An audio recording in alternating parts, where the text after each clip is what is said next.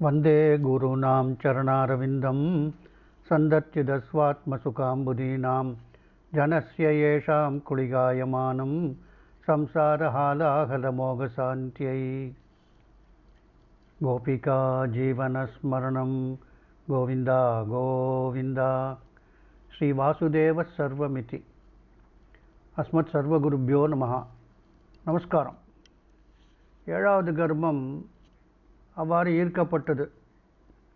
அப்போது தேவகி நினச்சிக்கிறா, இந்த முறை அவன், அதாவது அந்த கர்ப்பம் தானாகவே அந்த உடலை துறந்து விட்டான் அப்படின்னு. அந்த கர்ப்பம் விழுந்ததில் தேவகிக்கு ஒரு விதத்தில் ஒரு சந்தோஷம். என்னென்னா, ஒரு கொடுமைக்காரன், ஒரு கொடூரன் அவனை பாறையில் அடிக்கிறத விட இது உத்தமமானது. இவன் புத்திசாலி. 6 முறை அந்த வந்தவர்கள் எல்லாம், அந்த குழந்தைகள் எல்லாம், இந்த வேறானவன், அவர்களை விட இவன் வேறானவன் என்று நான் சொன்னேனே, அதுபோல இவன் வேறானவன், இவன் தானாகவே போய்விட்டான் என்று அந்த தாயாருக்கு ஒரு சந்தோஷம். இப்போது அந்த தாயாருக்கு இந்த 8வது மகன் வரப்போகிறான், அதனால் இந்த தொடர்ந்த இந்த ஆபத்துக்கு முடிவு ஏற்பட போகிறது என்பதிலேயும் ஒரு மகிழ்ச்சி ஏற்பட்டது. அங்கே கம்சன் என்ன பண்ணுறான், அடுத்து தேவகியோட 8வது கர்ப்பம் வரப்போகிறது, சந்தேகமும் பயமும் இன்னும் கொஞ்ச நாட்களுக்குத்தான் என்று அவன் யோசிக்கிறான். ஒவ்வொரு முறையும் இந்த தேவகிக்கு சிசு பிறந்தவுடன் அதை பாறையில் அடித்து கொன்று விடுவான். உடனே அவர்களுக்கு, தேவகிக்கும் வசுதேவருக்கும் உபசாரங்கள் எல்லாம் மிகவும் அதிகரிக்கப்படும். இப்போ மறுபடியும் அவர்களுக்கு உபசாரம் அதிகமாகப்பட்டது. அவர்களுக்கு நிறைய வசதிகள் செய்து போஷாக்குகள் எல்லாம் செய்து கொடுக்கிறார்கள். கம்சன் அடிக்கடி அங்கே இருக்கிற அந்த பணிப்பெண்களை எல்லாம் எச்சரித்து கொண்டிருக்கின்றான்.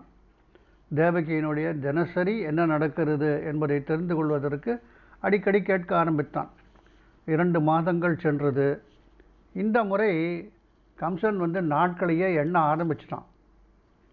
அப்புறம் 3 மாதங்களுக்கு பிறகு தேவகி மீண்டும் கர்ப்பம் தரித்திருக்கிறாள் என்பது கம்சனுக்கு தெரிந்து கொண்டான். சரி, ஒரு நாள் பணிப்பெண்ணோட சிறைக்காவலன்னு வரான், கம்சன்கிட்ட வரான். வந்துட்டு அந்த சிறைக்காவலன் கம்சன்கிட்ட இவா 2 பணிப்பெண்ணும் அந்த சிறைக்காவலன்னு சொல்கிறான், தயவுசெய்து தாங்கள் ஒரு முறைக்கு சிறைக்கு வாருங்கள் என்று கை குவித்து நடுங்கினபடியே கம்சன்கிட்ட கேட்குறா.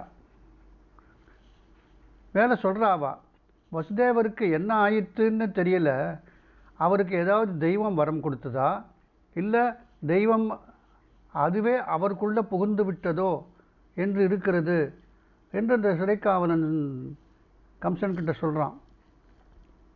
கம்சன் என்ன நடந்தது நிமிர்ந்து பார்க்குறான்.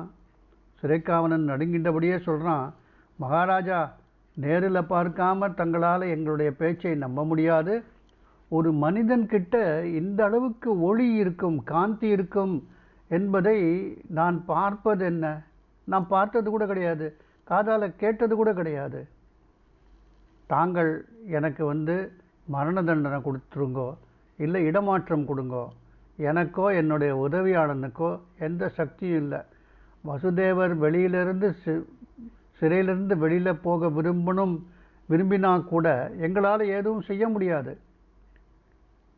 வசுதேவர் யாருக்கும் எந்த உத்தரவும் கொடுக்காத வரைக்கும் நல்லது என்று வேண்டுகிறான் அந்த சிறைக்காவலன். கம்சன் பயப்படலை. சரி, நீ போ, நான் வருகிறேன் சொன்னான். அவனுக்கு, அதாவது தன்னுடைய வதத்திற்காக அவதரிக்கப் போகும் விஷ்ணு வசுதேவரில் வந்துவிட்டார். அதனால தான், அந்த வருகையினால்தான் வசுதேவருக்கு இத்தகைய தேஜஸ் ஏற்பட்டிருக்கிறது என்பதை கம்சன் அறிந்து கொண்டான். கம்சன் சிறைக்கு வந்தான். வசுதேவருடைய அறைக்குள்ளே நுழைகிறான். நுழைந்ததுமே திடுக்கிட்டு பல அடிகள் பின்னாடி விலகி போகின்றான். அவனே எதிர்பார்க்காத, கற்பனையே செய்யாத அப்பேற்பட்ட தேஜஸ். கம்சன் பல தேவர்களை பார்த்துருக்கான், ஆனால் இப்பேற்பட்ட தேஜஸை எந்த தேவர்களிட்டும் அவன் கண்டதே கிடையாது.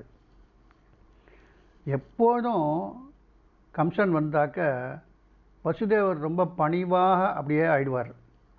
இந்த முறை கம்சன் வந்திருக்கான். ஆனால் வசுதேவர் அப்படி நிமிர்ந்து ஒரு பார்வையால் கம்சனை பார்க்கிறார்.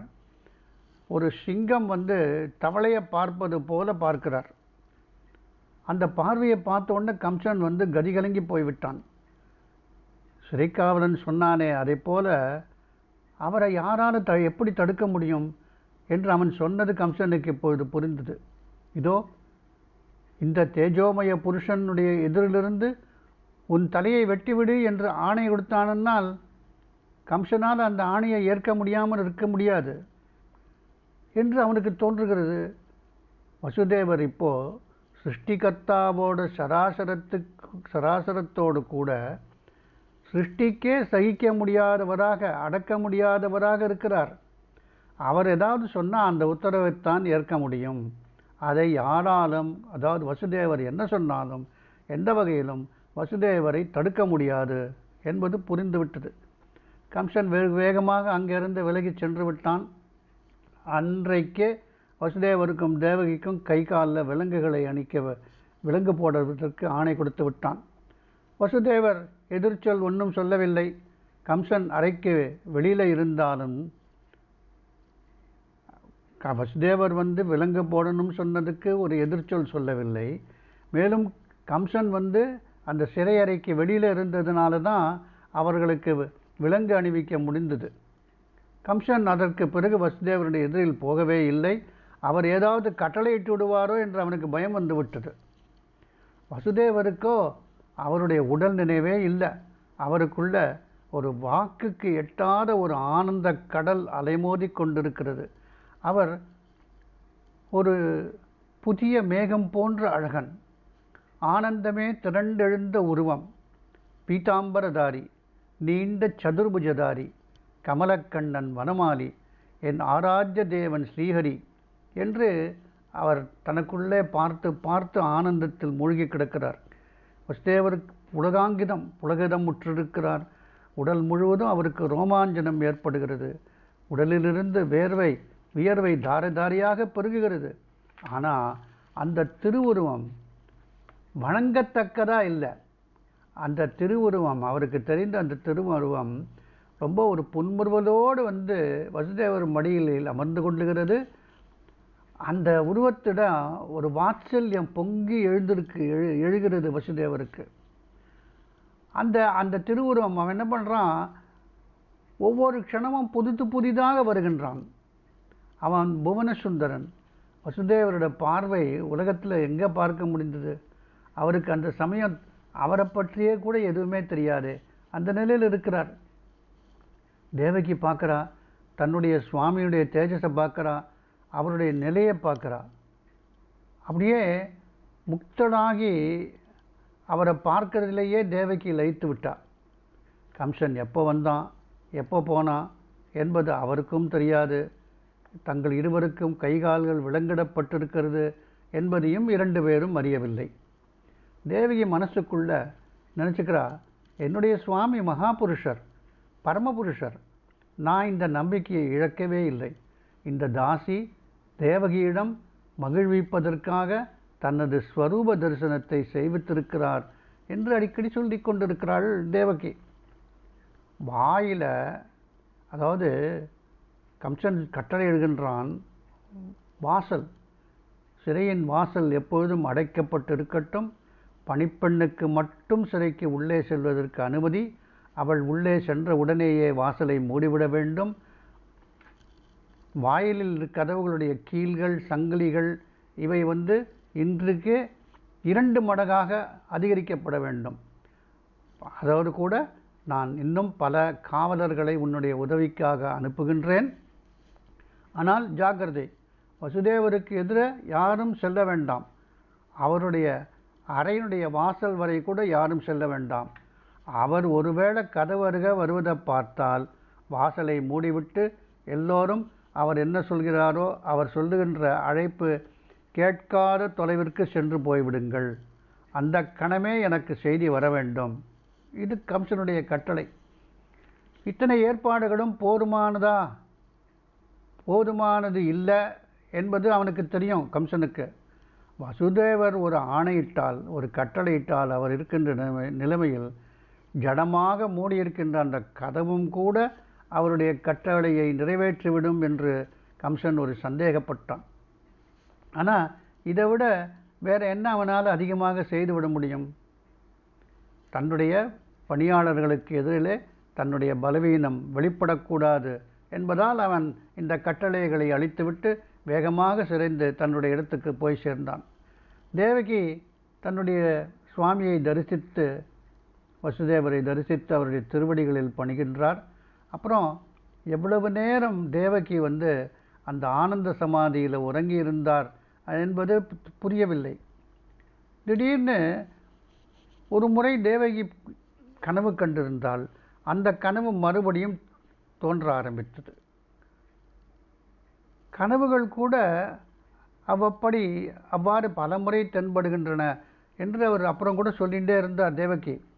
அதே ஒரு எல்லையில்லாத பொங்கும் வெள்ளைக்கடல், அதே கற்பனை கெட்டாத ஒளிவெள்ளம், அதே 1000 தலை தாமரை தண்டு போன்ற வெண்மையான சேஷன்.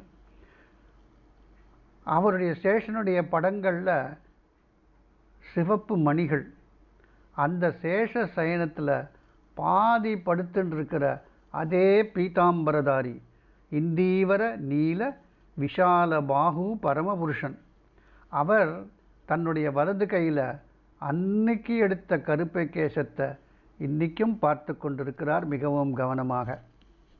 திடீரென்று அந்த தாமரைக்கண்ணன் என்ன செய்தார்? அன்றைக்கு செய்தது போலவே புன்முறுவலோடு தாயாரை பார்க்கிறார். கைகேசத்தை விட்டார். இந்த கைகேசம் கையில் வச்சிருந்து அவர் விட்ட அந்த கேசம் அன்றைக்கு எப்படி அந்த வெள்ளை கேசம் ஆடிக்கொண்டு சென்றதோ அதே போல ஆடிக்கொண்டே முன்னேறி செல்கிறது. இது கேசமா அல்லது சதுர்புஜ வனமாலியா?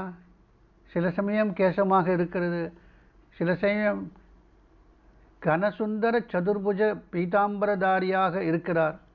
இருந்தாலும் அந்த பீதாம்பரதாரி குழந்தை, சின்னஞ்சிறிய அழகிய குழந்தை. தாயார் எது வரைக்கும் அதை ஆழ்ந்து பார்த்து கொண்டிருந்தார்னு யாருக்கும் தெரியாது. பகல் கழிவதும் தெரியவில்லை, இரவு வருவதும் இந்த தம்பதியருக்கு தெரியவில்லை. அப்படி இருக்கும்போது பகல் வருவதும் தெரியவில்லை, பகல் கழிந்து போவதும் தெரியவில்லை, இரவு வருவதும் தெரியவில்லை. அப்படியே அந்த கனவு, அந்த இந்தீவர சுந்தரன் அந்த சின்னஞ்சிறு அழகிய குழந்தையே பார்த்து கொண்டு ஆழ்ந்து பார்த்து கொண்டிருக்கிறார்கள். எப்பொழுது பார்த்து கொண்டிருக்கிறார்கள், எதுவரை பார்த்து கொண்டிருக்கிறார்கள் ஒன்றுமே தெரியவில்லை. அப்படி இருக்கும் நிலையில் பணிப்பெண் வந்து போவது இவர்களுக்கு தெரியுமா? இரவு கழிந்து போவதும் தெரியவில்லை. எதிர்பாராமல் வசுதேவனுடைய கை தேவகி மேலே பட்ட உடனே வசுதேவருடைய நிலை மாறிப்போச்சு. அவருடைய ஆனந்த சாகரம் காணாமல் போயிட்டு கண்ணை திறந்தார், பார்த்து கொண்டே இருந்தார். அவனே அந்த இதய கமலத்தினுடைய கர்ணிகையில் சிரித்து கொண்டிருந்தானே, அவன்தான் தேவகியின் குழந்தையாக தேவகியின் மடியிலே போய் அமர்ந்தான். தாயாரின் கனவு அந்த கேசம் அந்த குழந்தையின் அருகே வந்தது. அருகில் வந்த கேசம் தாயினுடைய வாயிலே புகுந்து விட்டது. முன்பு போல தாயார் திடுக்கிட்டு கண்ணை திறந்து பார்க்கிறார். தன்னை முக்த பாவத்தோடு வசுதேவர் பார்த்து கொண்டிருக்கிறதை பார்த்து தேவகி தேவி வெட்கத்திலே குறுகி உட்கார்ந்தார். திசைகள் நாலாபுறமும் செம்மையாக பரவி கொண்டிருக்கிறது. பொழுது விடிந்து விட்டதா, இது பகலா இல்லை மாலையா என்று கேட்பதற்கு நினைத்தாலும் தேவகி அவருடைய திருவாயில் என்ன சொல் வர முடியும்? அப்பேற்பட்ட நிலை. உண்மையிலே பொழுது விடிந்து விட்டது தேவி, நமது விபத்து இரவு கழிந்து விட்டது, அதில் காலையில் ஒளி வந்து விட்டது என்று தோன்றுகின்றது என்று அந்த தன்னுடைய மனைவி தேவகியின் மடியிலே வந்து அமர்ந்த அந்த சிசுவின் அழகை பார்த்து அதிலே ஆழ்ந்தபடியே வசுதேவர் சொல்லுகின்றார்.